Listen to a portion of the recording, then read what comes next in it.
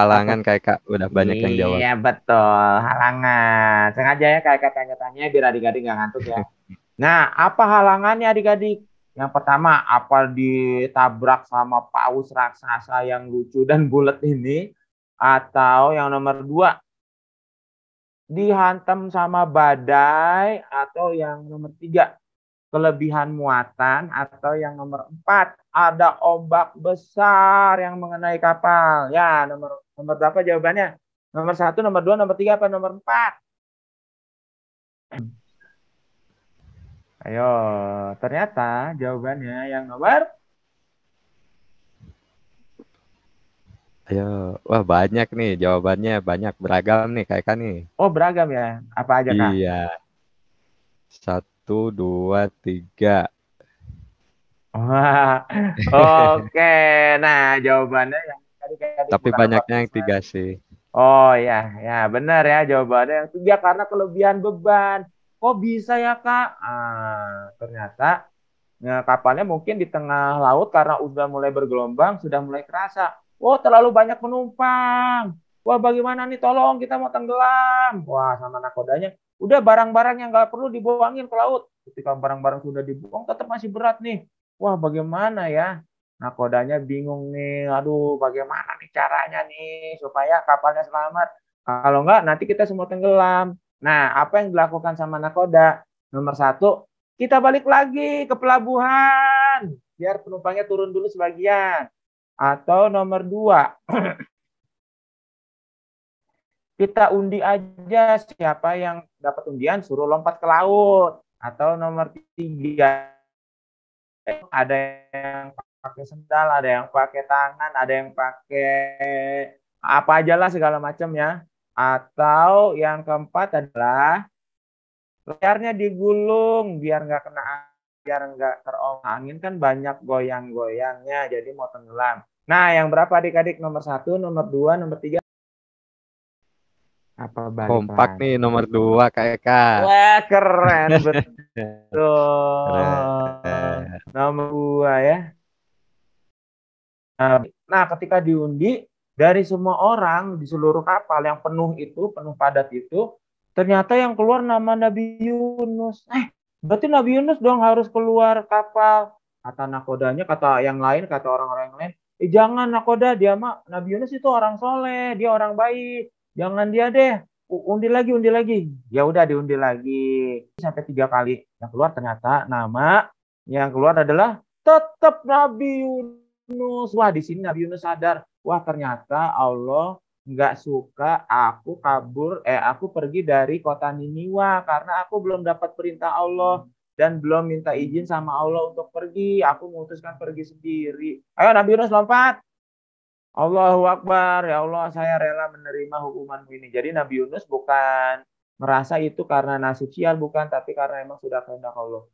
Piur nyebur deh Nabi Yunusnya. Wah, wah, Nabi Yunus tenggelam ya, Kak. Ini kapalnya akhirnya selamat deh. Dan Nabi Yunus kita pergi dulu ya. Dadah, kasihan banget kamu. Wah, bagaimana cara Allah menolong Nabi Yunus ya? Nah, apakah ditolong sama kapal yang lewat atau men, me- berpekayu yang terapung atau ditelan ikan? Yang Kompak semua nih kayak Kak nih. nomor, Tiga. weh, keren. Nih, nah itu kan lagi terapung-apung, tiba-tiba ditelan sama mulut raksasa dari seekor ikan, terus kemudian masuk ke dalam perutnya dan menyelam. Bagaimana nih nasib Nabi Yunus di dalam perut ikan? Ini sebenarnya paus ya. Kalau paus itu sebetulnya bukan ikan adik-adik. Karena bertelur, dia melahirkan dan menyusui. Jadi paus itu mamalia.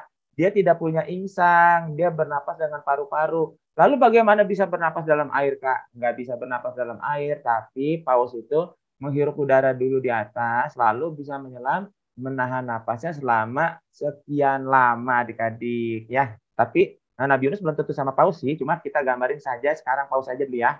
Oke. Nah, Nabi Yunus melakukan hal yang tidak pernah dilakukan manusia lain, yaitu apa nih? Coba ya.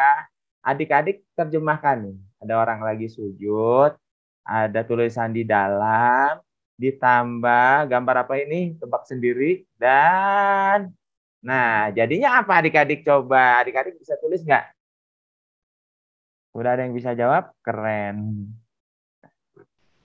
Banyak nih kakak nih. Ada Apa yang Kak? bilang sujud, ada yang Terus? bilang sholat. Terus? Ya itu aja sih. Sujud di dalam perut ikan. Oh ya itu dia bener. Sujud, bersujud di dalam perut ikan adik-adik. Tidak pernah ada seorang pun yang bisa melakukannya diizinkan Allah kecuali Nabi Yunus satu-satunya di dunia ini. Sujud di dalam, jadi di dalam perut ikan Nabi Yunus mengingat Allah adik-adik ya. Nah, berada di tempat yang sangat gelap adik-adik. Pertama, kenapa gelap Kak? Pertama, turep naki. Maksudnya apa nih? Turep naki. Bacanya dari kanan. Gampang ya. Di dalam perut ikan. Gelap kan? Udah gitu bukan cuma dalam perut ikan aja, tapi tual malama. Tual malad. Maksudnya apa nih? Berada di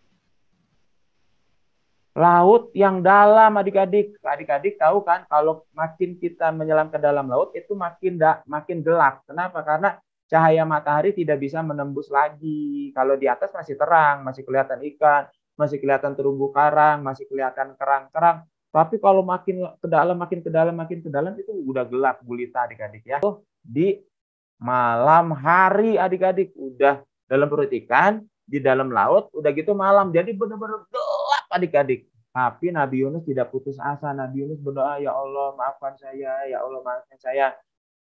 Nah, Nabi Yunus berdoa sama Allah adik-adik. Doanya adalah, La ilaha illa anta subhanaka inni kuntu minaz zalimin. Artinya, tidak ada Tuhan yang berhak disembah selain Engkau. Maha suci Engkau. Sesungguhnya aku adalah termasuk di antara orang-orang yang berbuat aniaya, berbuat zalim. Kenapa berbuat aniaya? Karena belum disuruh sama Allah udah pergi dari kota Niniwa. Belum diizinkan sama Allah udah pergi. Bahkan belum minta izin sama Allah Nabi Yunus sudah pergi.